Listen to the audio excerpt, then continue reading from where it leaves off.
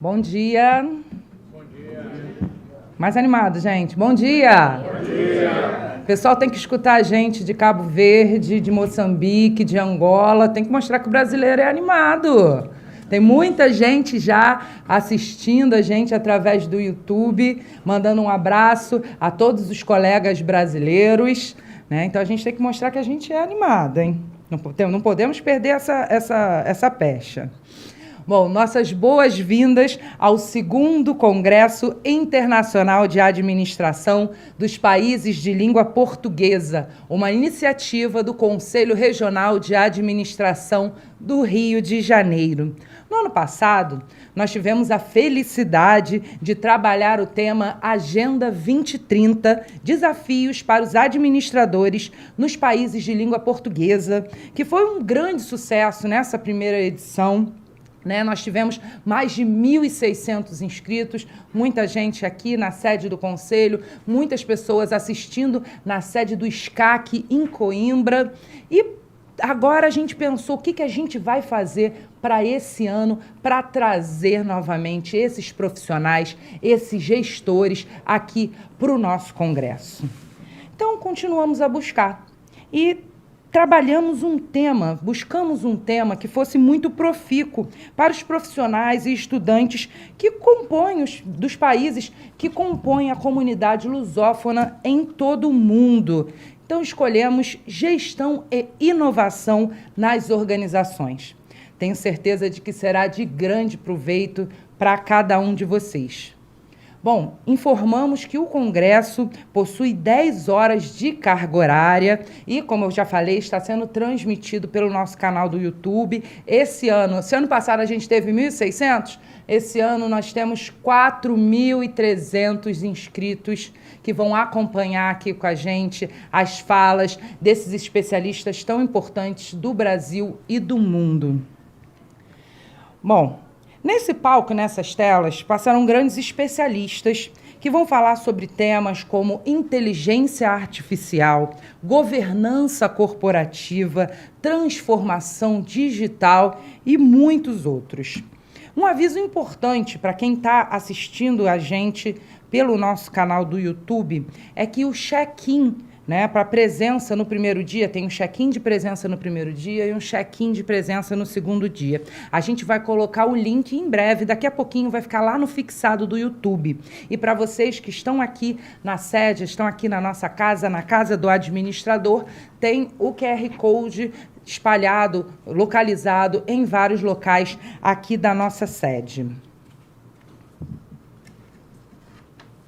Bom, sem mais delongas, eu vou convidar para a abertura deste congresso o nosso presidente, administrador Wagner Siqueira, o presidente do Conselho Regional de Administração, e informar a vocês que a gente também está aguardando a cônsul-geral adjunta de Portugal no Brasil, a senhora Ana Rita, que está chegando daqui a pouquinho, ela está aqui, ela também vai participar da abertura aqui com o nosso presidente, vai brindar a gente com a sua fala. Ok? Então, Wagner, seja muito bem-vindo ao 2º Congresso Internacional de Administração.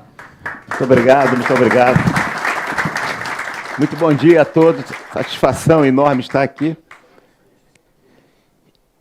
Inovação, criatividade na gestão das organizações públicas e particulares. Criatividade é pensar o novo. Inovação é transformar o novo em realidade. Estamos diante, portanto, de um grande desafio. Organizações privadas, organizações públicas, o nosso mundo dos 9 países lusófonos. Como transformar o tecnicamente novo no economicamente produtivo? Esse é o grande desafio, porque se tem, às vezes, muitas ideias, muitas propostas tecnicamente novas e corretas, mas que não se transforma em realidade objetiva do ponto de vista econômico. Eu iria saudar a nossa cônsul que está chegando, é o trânsito do Rio, perdoar a todos, faz parte da realidade carioca hoje, no nosso trânsito difícil, ela está chegando aí, e ao saudá-la, eu gostaria de estender essa saudação a todos os 9 países, aos participantes, a você, que nos assiste pela internet, a vocês que estão aqui pessoalmente presentes. É realmente uma satisfação muito grande e não poderia deixar também de, simbolicamente, nesta saudação, lembrar do nosso representante dos países, aqui do Conselho, representante do Conselho dos países de língua portuguesa, que é o André Marini, que está aqui, que é o nosso coordenador deste evento, foi do primeiro e é do segundo, a quem eu peço uma salva de palmas pelo trabalho.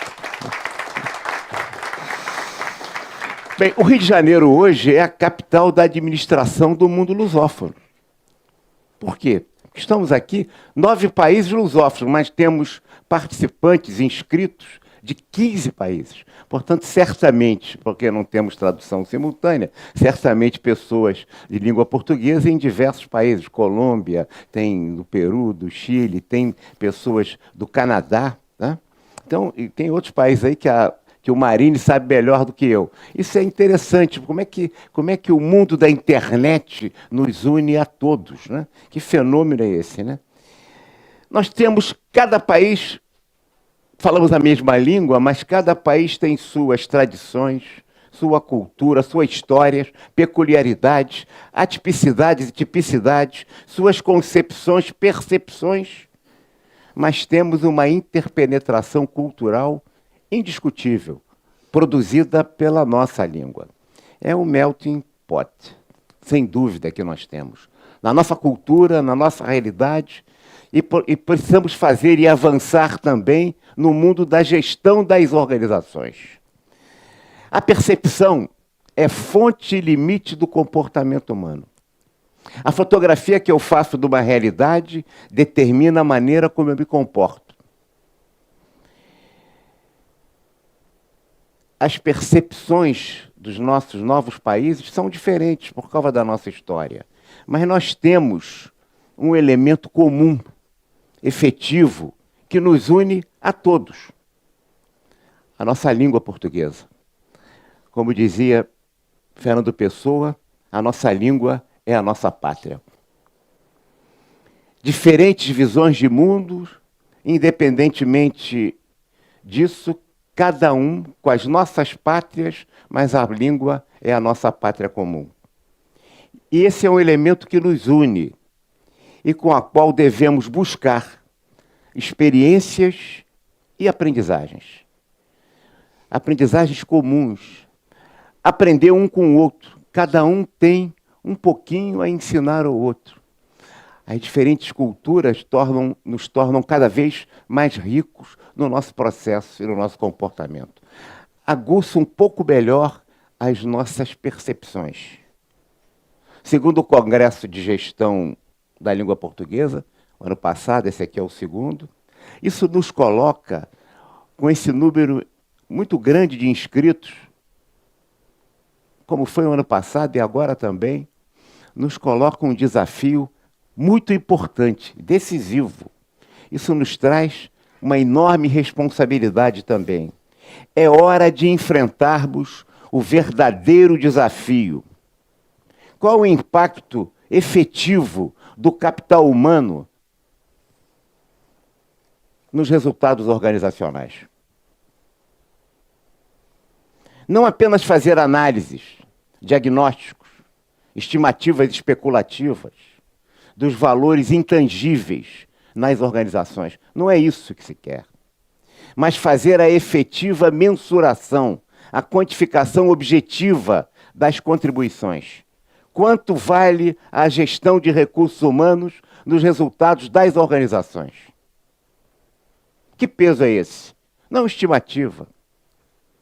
O Frei Luca Pacioli, nosso querido franciscano, que no século XV nos legou a contabilidade das partidas dobradas, que não tem uma herança fundamental, precisa ser revisto um pouco neste momento. 1494, a gente fala muito de estudos do intangível, mas, sob o ponto de vista mensurável, a gente não mede coisa alguma efetivamente. Foi enorme a contribuição do Pacioli, mas É preciso tratar não só dos valores contabilizáveis, mas também dos valores não contabilizáveis nas organizações. Não apenas dos valores tangíveis, mas também dos valores intangíveis. Qual o peso, o impacto, repito, da organização informal, da organização informal nas organizações? O neoliberalismo de 1980 agravou esse desconhecimento e fortaleceu mais ainda o foco nos valores tangíveis e não apenas nos valores contabilizáveis. Se fala muito nos intangíveis, se fala muito nos contabilizáveis, mas normalmente parole que o vento leva. É preciso contabilizar o capital humano das organizações, a contribuição das pessoas, do capital intelectual objetivamente mensurado e quantificado, não estimado. É preciso dar tangibilidade ao intangível. É preciso dar concretude ao valor da administração de recursos humanos nos resultados das organizações. Eu repito, qual é o impacto da participação humana nos resultados? Qual o valor do capital humano, do capital intelectual que se fala tanto? Se fala tanto, mas objetivamente, tais declarações normalmente são vazias de quantificação objetiva, não querem dizer muita coisa, quando máximo meras especulações, que cada um faz diferente. Você costuma dizer, recurso humano é o valor maior das organizações. Ah, sim, o homem é a medida de todas as coisas. Declarações comuns, né? Com as quais todos concordam. E porque todos concordam, fica sempre assim e nada muda e nada avança. Apenas discursos, lugares comuns, declarações vazias de conteúdo e objetividade quantificável, efetivamente mensurável. Na crise é sempre nas organizações os recursos humanos a sofrer, com as primeiras demissões e os primeiros cortes. O que por si só já mostra a sua desimportância. E aí a sociedade brasileira é muito forte, eu não posso estender isso para os demais 8 países lusófonos. A sociedade brasileira é pródiga em dicotomizar o dizer e o fazer, a palavra e o gesto, a intenção e a ação, a teoria e a prática, o discurso e a ação concreta. Se fala muito, trabalho em equipe, mas nunca se valorizou tanto o trabalho individual. E por aí vai. Contabilização, mensuração, quantificação dos ativos humanos precisa dizer, de forma objetiva, sobre o seu verdadeiro impacto nos resultados das empresas. Enquanto isso, ao se falar muito, a força, a participação, o impacto da contribuição humana nas organizações acaba sendo ainda uma cena secundária no mundo das organizações, no universo da sociedade, no mundo das empresas. Recurso tangível não é protagonista exclusivo da realidade da empresa, como fazem as avaliações dos balanços e balancetes. O Frei Luca Pacioli é o passado presente. Um passado que não passa. É o anacronismo do século XV, todos os dias, reivificado como um zumbi, como um lobisomem do mundo das organizações, nesse primeiro quartel do século XXI. Vivemos novos tempos, pessoal. Os ventos da mudança abrem horizontes inusitados para nós. A economia verde desperta e galvaniza a preocupação de contabilizar o não contabilizável, de conferir valor tangível ao não tangível. Este é mais um valor crítico da nova economia. Quanto vale um crédito de carbono, hein? Quanto vale uma tonelada do crédito de carbono ou um barril de petróleo? Para ficar bem diferente mesmo, para as compensações empresariais das emissões de carbono na poluição do meio ambiente. Um barril de carbono, um crédito de carbono, como é que se compensa isso? E quanto vale efetivamente isso? Como incorporá-los aos balanços e aos balancetes? Qual o valor econômico em crédito de carbono? Quanto custa, hein? De uma floresta. Por exemplo, a nossa floresta urbana aqui do Rio de Janeiro. Qual é o valor econômico disso? Isso é contabilizado nas contas nacionais? Na contabilidade pública nacional? Na empresa que tem essa área verde? Quanto vale um pântano? Absolutamente, e um manguezal? Absolutamente mais forte ainda em termos de absorção de carbono do que a própria floresta. Quanto vale economicamente isso? Gestão de organizações criativas e inovadoras precisam se preocupar com a contabilização do não contabilizável. Insisto nisso. Já e já. A contabilidade tradicional mede o desempenho pelos resultados apresentados nos balancetes e nos balanços, o que é muito bom desde o velho Luca Pacioli. Ainda bem. Mas é preciso avançar, não apenas no discurso, mas na ação concreta. E é identificar produtividade, custos, receitas, lucros, resultados operacionais e muitos outros. Fantástico, mas se os demonstrativos forem positivos, estará comprovada a eficácia. Estará mesmo? Eis aí um equívoco generalizado nestes novos tempos de um novo mundo.